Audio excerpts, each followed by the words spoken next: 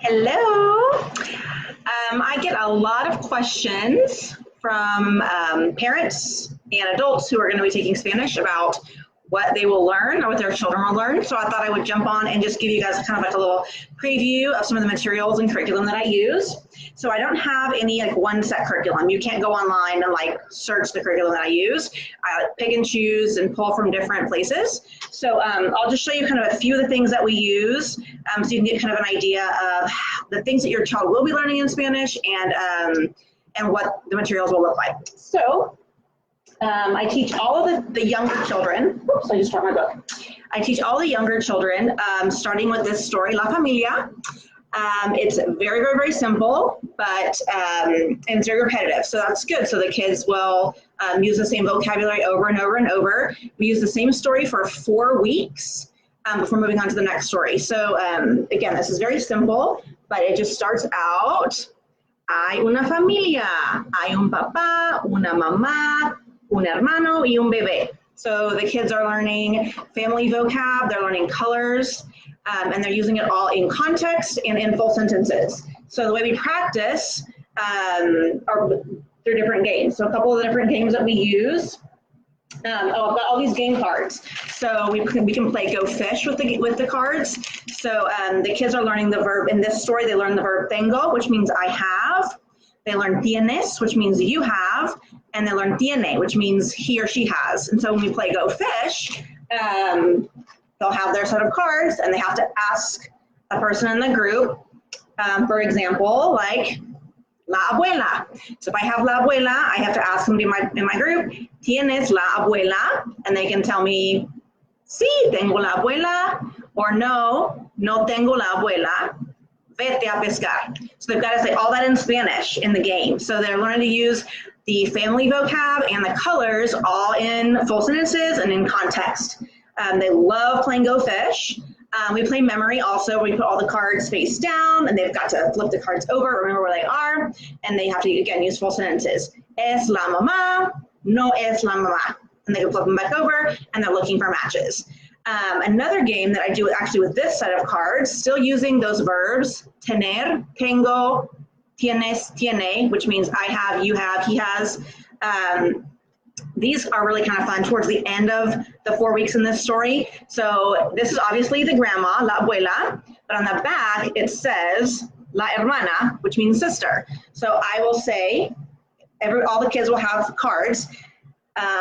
Tengo, I have, tengo la abuela, who has, ¿quién tiene la hermana? So they have to say all that in Spanish. Tengo la abuela, ¿quién tiene la hermana? So I have the grandma, who has the sister. And the person that has the sister says, tengo la hermana, ¿quién tiene el papá? So we go around, and the kids like this one too. So that is one other game I have, who has. We also play a game called Matamoscas, where I put up pictures on the wall. Let's see, let me find an example of that picture.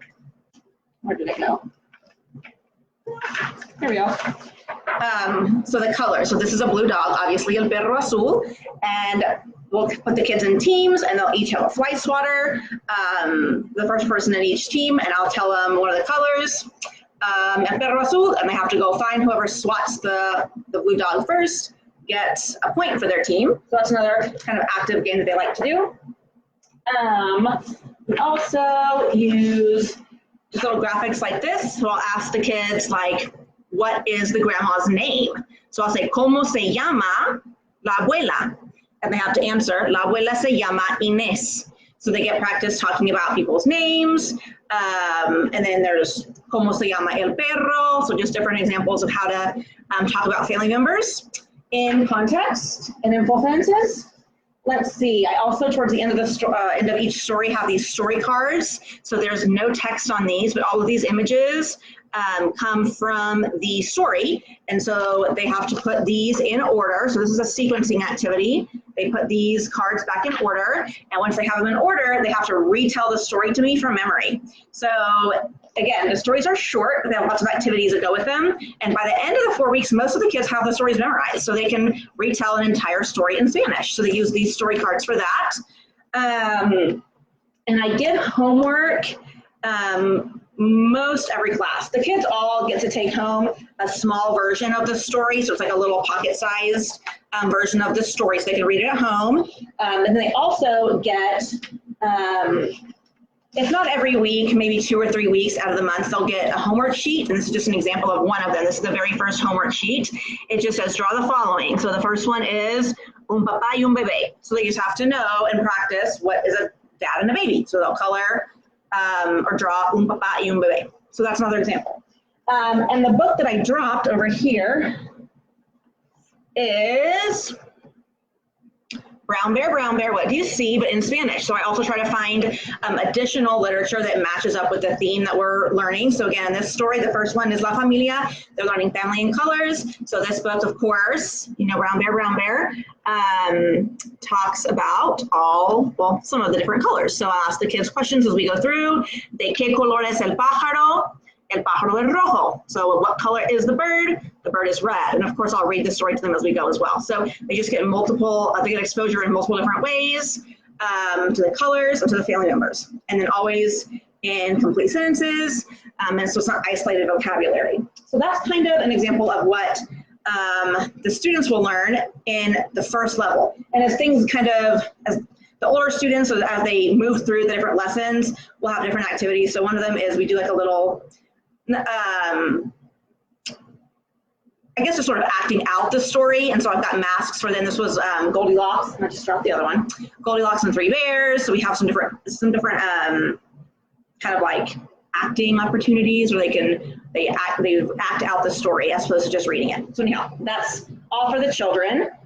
Adults and like the older learners, so probably middle school, high school age kids, we'll do a little bit different things. I don't usually do those stories with them. I'll do things like, again, learning everything in context. So let's see, yesterday we did a lesson on health. So we did this Connect 4 game where they had to talk about things that hurt them. So at the top, it tells the person that's injured, and on the side it says what's hurting them. And so they had to play Connect 4 with their partner, and they went through and they said, for example, like, me duele la nariz. So my nose hurts, and they put an X right there. Then their partner has to go through, and they're trying to block each other from getting 4 in a row. So this is really great because it helps them it encourages them to use other tenses that they maybe wouldn't use. If you always just use the yo form, so now you've got to be using other forms of the verb. So that's just kind of a fun activity, and there's 2 sides to that. When we learned time, we also kind of practiced this little game. We've got to match up the words to the numbers. That was a race between the different groups, and you could finish match up all their answers first. We also did Go Fish with the adults because, adults like to play games. So we just had all of these cards that have the different, this was for a lesson on travel. So this is like the runway, this is the plane. So everybody had their cards, we played Go Fish. Again, asking questions in full sentences, who has the runway, who has the seatbelt, et cetera, et cetera. And let's see, one other example of a game that we've been doing. We do this one, this is bingo. So this is reflexive verbs and self-care. So I would just call out in Spanish, I would say like, lavarse la boca, or despertarse. I would say the different words in Spanish, and they've got to mark off when they get them. So that's just some examples of some different activities that we use, both for the really young kids that are just starting out and some of the older learners that like to use games too. So hope that helps you to learn and know exactly kind of what your kids will be doing in Spanish. If you have any questions, feel free to message me or comment. So thanks. Adios.